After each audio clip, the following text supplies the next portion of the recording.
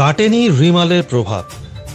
দুপুরের মধ্যেই যেসব অঞ্চলে ৮০ কিলোমিটার বেগে ঝড়ের আশঙ্কা রয়েছে, বিশেষ করে দেশের উপকূলীয় অঞ্চলে আঘাত হানার একদিন পরও প্রভাব কাটেনি ঘূর্ণিঝড় রিমালের। ফলে সারা দেশের আকাশ গোমট হয়ে আছে। আজ মঙ্গলবারও ঘূর্ণিঝড়টির প্রভাবে সারা দেশে বৃষ্টি ঝরতে পারে বলে জানিয়েছে আবহাওয়া অধিদপ্তর। প্রবল ঘূর্ণিঝড়ে রূপ নেয়ার পর গতকাল সোমবার সকাল ৭টার দিকে সাগর থেকে পুরোপুরি স্থলভাগে উঠে আসে রিমাল। উপকূলে আঘাত করে কিছুটা দুর্বল হয়ে এটি সাধারণ ঘূর্ণিঝড় হিসেবে খুলনা অঞ্চলে তাণ্ডব চালাতে শুরু করে।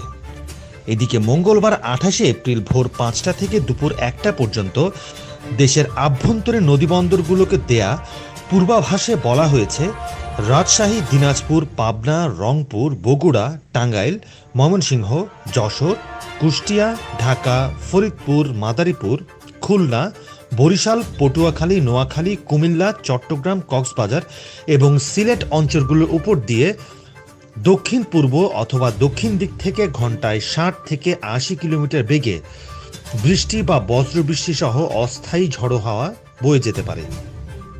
এজন্য এইসব এলাকার নদীবন্দরগুলোকে ২ নম্বর হুঁশিয়ারি সংকেত দেখিয়ে যেতে বলা হয়েছে।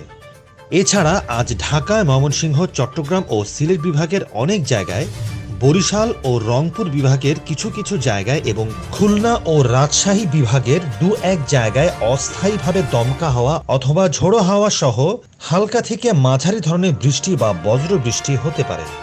সেই সঙ্গে ময়মনসিংহ, চট্টগ্রাম ও সিলেট বিভাগের কোথাও কোথাও ভারী বর্ষণ হতে পারে বলে জানিয়েছে আবহাওয়া অধিদপ্তর। এই সময় সারা দেশে দিনের তাপমাত্রা ১ থেকে ৩ ডিগ্রি সেলসিয়াস বাড়তে পারে এবং রাতের তাপমাত্রা সামান্য হ্রাস পেতে পারে বলে জানিয়েছে। আবহাওয়ার সিনপটিক অবস্থা সম্পর্কে বলা হয়েছে, মানিকগঞ্জ ও তৎসংলগ্ন এলাকায় অবস্থানরত স্থলচাপটি উত্তর পূর্ব দিকে অগ্রসর হয়ে বর্তমানে সিলেট ও তৎসংলগ্ন এলাকায় অবস্থান করছে। এটি আরও উত্তর পূর্ব দিকে অগ্রসর হয়ে ক্রমশ বৃষ্টি ঝরিয়ে দুর্বল হয়ে যেতে পারে। উত্তর বঙ্গোপসাগরে বায়ুচাপের তারতম্যের আধিক্য বিরাজ করছে।